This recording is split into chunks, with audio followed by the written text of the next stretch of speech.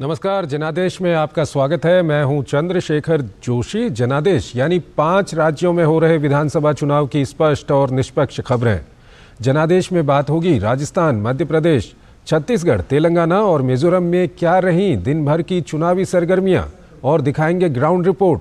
साथ ही जानेंगे जमीनी सियासी हकीकत राज्यों में मौजूद अपने संवाददाताओं से। तो आइए करते हैं इस खास प्रोग्राम की शुरुआत।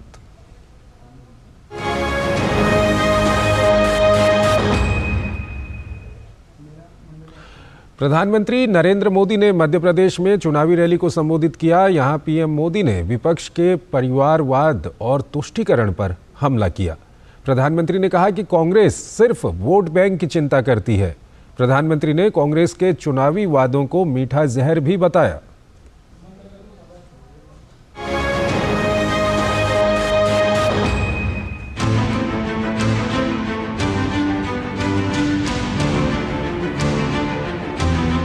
मध्य प्रदेश की चुनावी रैलियों में प्रधानमंत्री ने एक बार फिर कांग्रेस के परिवारवाद और तुष्टीकरण की राजनीति को निशाने पर लिया।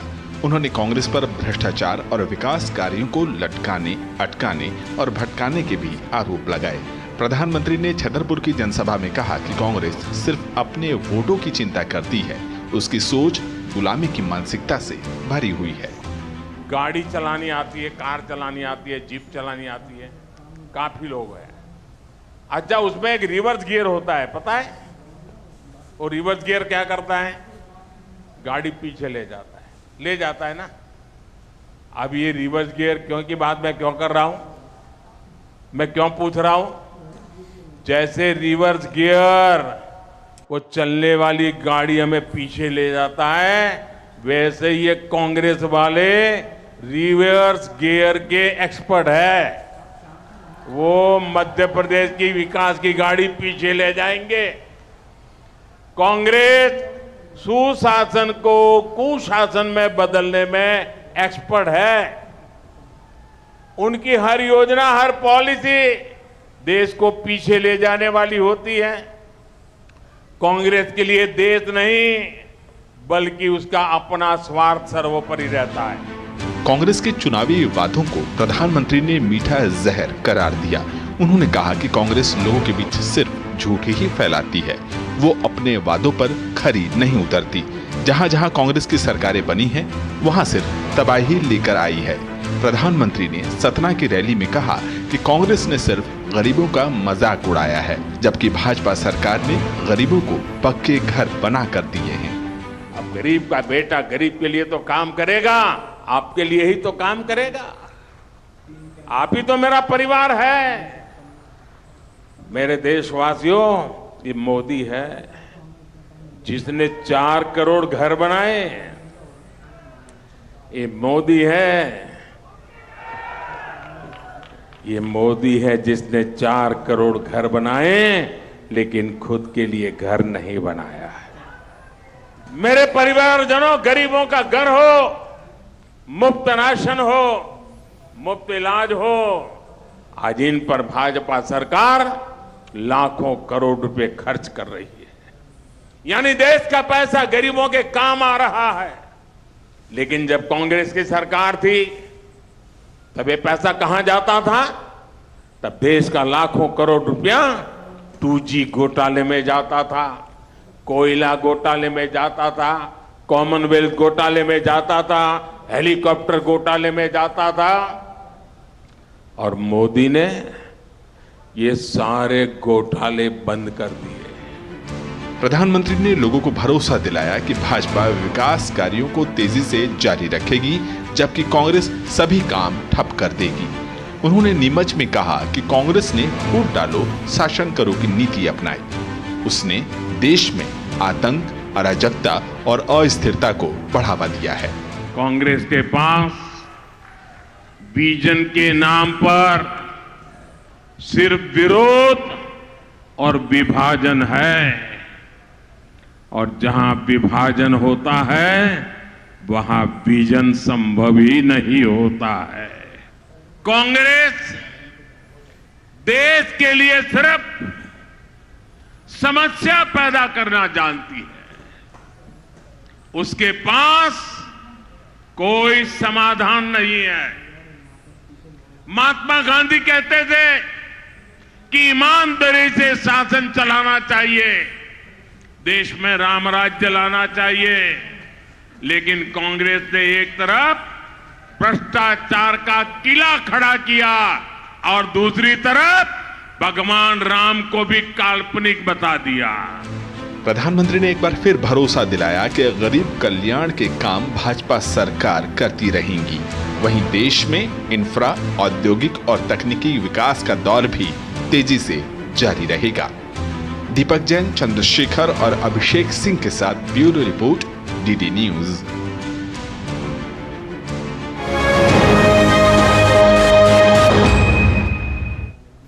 और आइए मध्य प्रदेश के छतरपुर चलते हैं। हमारे संवाददाता चंद्रशेखर वहां पर मौजूद हैं, उनसे हम बातचीत करेंगे। चंद्रशेखर, प्रधानमंत्री ने आज जो रैलियां की हैं, किस तरह का वहां पर रिस्पांस मिल रहा है प्रधानमंत्री की रैलियों को, और जो विकास के मुद्दे की बात है, डबल इंजन की बात है, वो किस तरह से, क्या कुछ लोगों में उसको लेकर के प्रतिक्रियाएं मिल रही हैं? देखिए, क्योंकि मैं बुंदेलखंड में इस वक्त मौजूद हूं और ये जो इलाका है इसमें तकरीबन 26 सीटें हैं, जिसमें से 17 सीटों पर बीजेपी और 7 सीटों पर कांग्रेस रही थी पिछली बार, और सपा बसपा को भी एक सीट मिली थी। हालांकि सपा के जो कैंडिडेट थे वो बाद में बीजेपी में आ गए थे। लेकिन ये जो इलाका है निश्चित तौर पर ये पिछड़ेपन का इलाका माना जाता है, और इसमें जो सिंचाई की समस्या है, पानी की समस्या है, ये सबसे बड़ी समस्याएं मानी जाती हैं, जिसको प्रधानमंत्री नरेंद्र मोदी ने भी अपनी आज की जो रैली हुई है उनमें उसको मुख्य तौर पर रखा है। और जो नब्ज टटोलने की जो बात होती है उसको टटोलने की बात की कोशिश की है। जो जितने भी जो झुग्गियां हैं उनमें जो झुग्गी वाले हैं उनको मकान देने की कोशिश की जाएगी, और तमाम तरीके से जैसे उज्ज्वला योजना हो या सौभाग्य योजना हो या फिर तमाम योजनाएं हैं उसका देने की उन्होंने बात कही थी। और क्योंकि ये सिंचाई रहित एक इलाका रहा है, तो इसलिए सिंचाई की तमाम योजनाओं की बात इसमें की गई। जल जीवन मिशन को जिस प्रकार से घर घर पर नल कनेक्शन देने की बात हो, उसको उसकी कोशिश यहाँ पर हुई। और यही वो मुद्दे हैं जो कि पूरे मान के चलिए बुंदेलखंड के इलाके में देखने को मिलते हैं। पिछड़ापन का इलाका हो या सिंचाई की समस्या हो, बेरोजगारी की समस्या हो, शिक्षा संस्थानों की समस्या हो या स्वास्थ्य सुविधाओं की बात हो, तो ये मुद्दे अग्रिम मुद्दे हैं यहाँ के हैं। और जो रिस्पांस था वो काफी कुछ देखने को मिल रहा था। तमाम जो कार्यकर्ता थे वो काफी उत्साहित नजर आ रहे थे। और जहां तक कि आम जनता की मैं बात करूं तो निश्चित तौर पर उनके जो मुद्दे हैं उस मुद्दों के बल पर वो अपना जो वोट है उसको देने का मन भी चंद्रशेखर कहीं ना कहीं बना रहे हैं। शुक्रिया आपका तमाम इन जानकारियों के लिए। और अभी इस वक्त हम सीधे दर्शकों को लिए चलेंगे उदयपुर। वहां पर प्रधानमंत्री एक चुनावी रैली को संबोधित कर रहे हैं। ऐसी कांग्रेस को राजस्थान में जगह मिलनी चाहिए। आज यहां कांग्रेस सरकार है, इसलिए पीएफआई जैसे आतंकी संगठन बेखौफ होकर रैलियां निकालते हैं। आतंकियों की हमदर्द कांग्रेस सरकार राजस्थान को तबाह करके मानेगी। क्या हम राजस्थान को तबाह होने देंगे? क्या हम राजस्थान को तबाह होने देंगे? क्या हम राजस्थान को बर्बाद होने देंगे? राजस्थान के कितने ही क्षेत्रों में अब गरीबों के पलायन की खबरें आने लगी है। राजस्थान में कांग्रेस सरकार रही तो ये और भी बढ़ेगा। इसलिए अब राजस्थान को देर नहीं करनी है। 25 नवंबर को पूरे उदयपुर को, पूरे राजस्थान को इस संकल्प के साथ बोलने के लिए निकलना है कि कांग्रेस सरकार को अब हटा करके ही रहेंगे।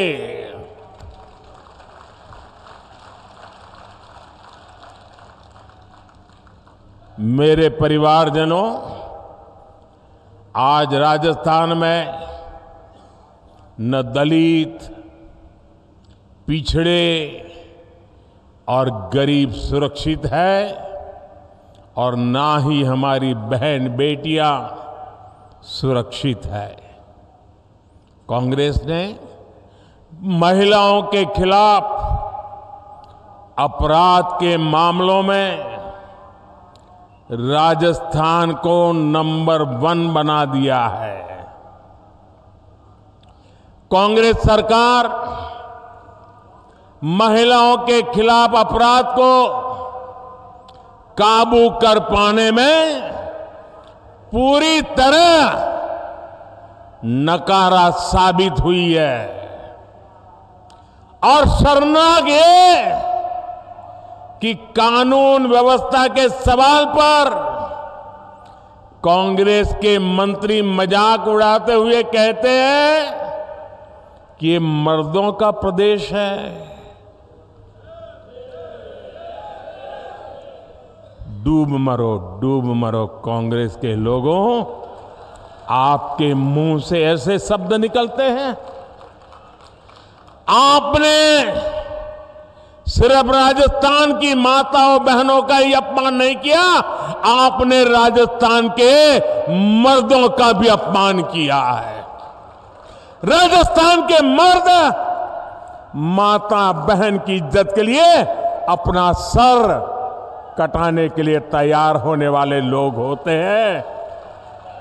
उनकी मर्दानगी माता बहनों की रक्षा के लिए समर्पित होती है। और तुम्हारे मंत्री सबके बीच बेशर्मी से ऐसी भाषा का प्रयोग करे। मेरे प्यारे परिवारजनों, ये कांग्रेस की यही असली सोच है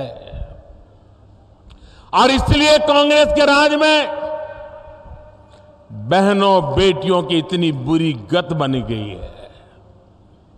अभी उदयपुर में ही कुछ दिन पहले ही 2 बहनों की निर्मम हत्या की गई थी। इसके बाद यहां की एक और बेटी कांग्रेस के राज में अत्याचार की भेंट चढ़ गई है।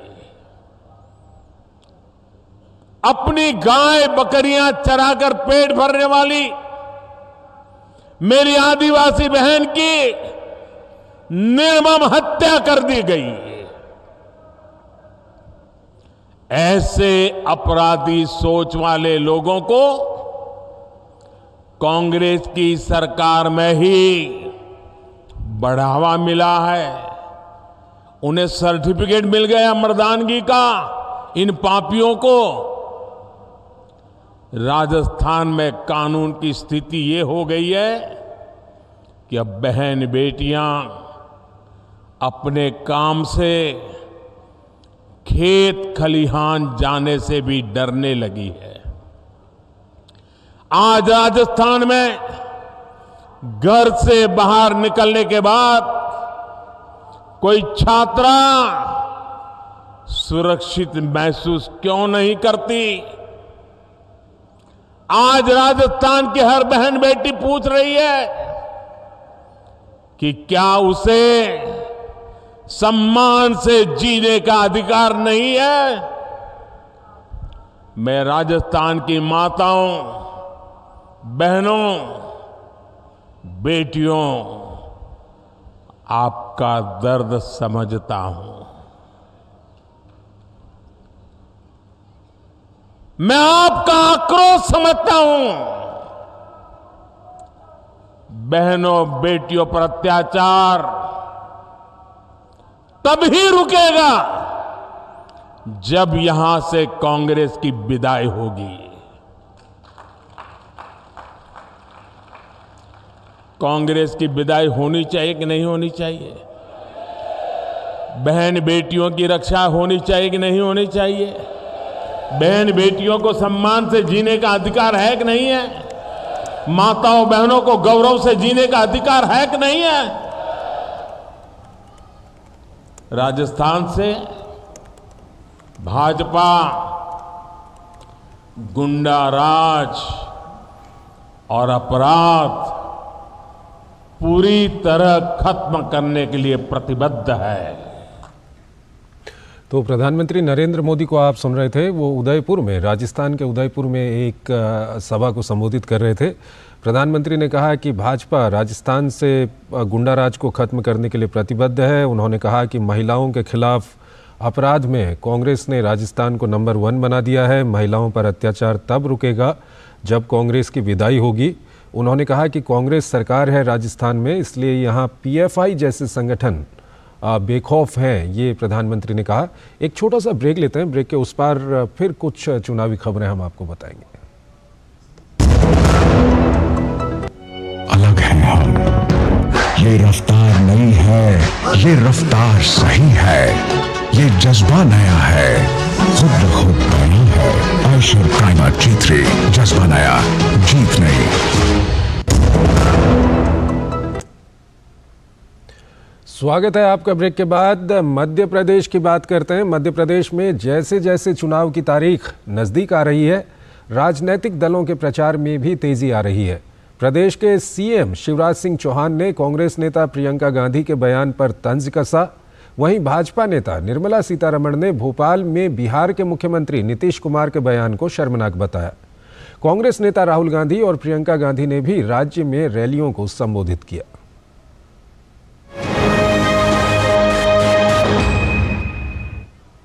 मध्य प्रदेश विधानसभा चुनाव के लिए सभी दलों का प्रचार अभियान तेजी से जारी है। मध्य प्रदेश के मुख्यमंत्री शिवराज सिंह चौहान ने आगर मालवा के सुसनेर में चुनावी रैली की। शिवराज सिंह चौहान ने प्रियंका गांधी के भगवान राम के 13 वर्ष वनवास वाले बयान पर तंज कसा और कहा कि प्रियंका वाड्रा ने तो इतिहास भी गलत बता दिया। उन्होंने कहा कि भारत का बच्चा बच्चा जानता है कि वनवास 14 वर्ष का हुआ था। ये दोनों भाई और बहन इतने झूठे हैं कि कोई कल्पना भी नहीं कर सकता। रोज झूठ बोलते हैं मध्य प्रदेश में आकर। कल तो उन्होंने इतिहास को भी गलत बता दिया। अब भगवान राम के बारे में वो जानते नहीं है। हमारा देश, हमारी संस्कृति, हमारे जीवन मूल्य, हमारी परंपराएं, उनके बारे में कोई जानकारी नहीं है। उन्हें बता दिया कि राम भगवान को 13 बरस का वनवास हुआ था। भारत का बच्चा बच्चा जानता है कि वनवास 14 बरस का हुआ था। वरिष्ठ भाजपा नेता निर्मला सीतारमण ने भोपाल में बिहार के मुख्यमंत्री नीतीश कुमार के बयान को शर्मनाक बताया। साथ ही उन्होंने नीतीश कुमार के बयान पर विपक्ष की चुप्पी पर हैरानी जताई। शेमफुल स्टेटमेंट है, शर्मनाक विषय है कि एक सीनियर व्यक्ति जो एक स्टेट में मुख्यमंत्री के पद में रहते हुए मगर बात असेंबली में कहना एकदम शर्मनाक विषय है। वहीं कांग्रेस की राष्ट्रीय महासचिव प्रियंका गांधी ने मध्य प्रदेश के चित्रकूट और रीवा में चुनावी रैली को संबोधित किया। प्रियंका गांधी ने रैली में कांग्रेस की सरकार बनने पर किसानों के कर्ज माफ करने की बात कही। छत्तीसगढ़ में, राजस्थान में किसानों के कर्ज माफ किया है हमने। इस आधार पर हम कहते हैं कि मध्य प्रदेश में जब हमारी सरकार आएगी तो यहां भी हम वही काम करेंगे। कांग्रेस नेता राहुल गांधी ने अशोकनगर जिले के नई सराय और जबलपुर में जनसभा में शामिल हुए। उन्होंने कहा कि भारत जोड़ो यात्रा ने उनको पूरी तरह से बदल दिया है। भारत जोड़ो यात्रा 4000 किलोमीटर हम पैदल चले और देश को गहराई से, बिल्कुल पास से, सड़क से मैं देख पाया। और इस यात्रा ने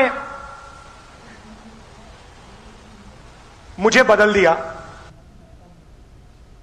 जाहिर है जैसे जैसे राज्य में विधानसभा चुनाव नजदीक आ रहे हैं, राजनीतिक दलों का चुनाव प्रचार जोर पकड़ता जा रहा है। मध्य प्रदेश विधानसभा चुनाव की 230 विधानसभा सीटों के लिए 17 नवंबर को वोट डाले जाएंगे।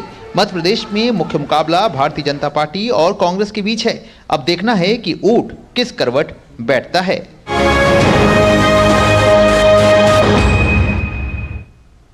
मध्य प्रदेश की चुनावी राजनीति जय वीरू और श्याम छेनू जैसे फिल्मी पात्रों के बाद अब महाभारत और रामायण के किरदारों पर आ गई है। कांग्रेस के राष्ट्रीय अध्यक्ष मल्लिकार्जुन खड़गे ने जहां बीजेपी को पांडव कहा है, वहीं बीजेपी ने भी पलटवार किया है। इस पर क्या कह रहे हैं हमारे संवाददाता अजीत द्विवेदी, सुनिए।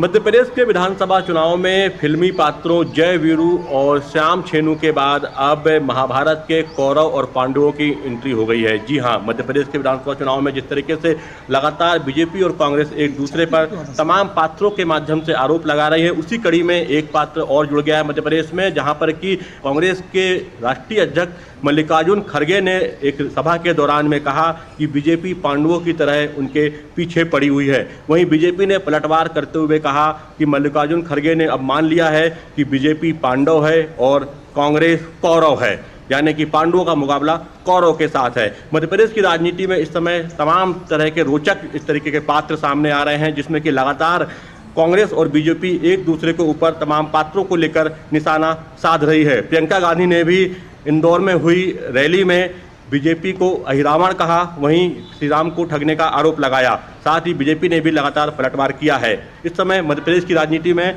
तमाम पात्रों के माध्यम से दोनों ही पार्टियां एक दूसरे पर लगातार आरोप लगा रही हैं, लेकिन किस पात्र को जनता जो है वो स्वीकार करती है, किस पात्र को लेकर जनता अपना मन बना चुकी है और जनता किस पार्टी की बात को लेकर आगे बढ़ती है, ये तो आने वाले चुनाव में सामने आएगा। लेकिन फिलहाल जो है मध्य प्रदेश की राजनीति जो है इन पात्रों को लेकर काफी रोचक हो चुकी है। Ajit Dwivedi, DD news, Bhopal. एक छोटा सा ब्रेक लेते हैं यहाँ पर।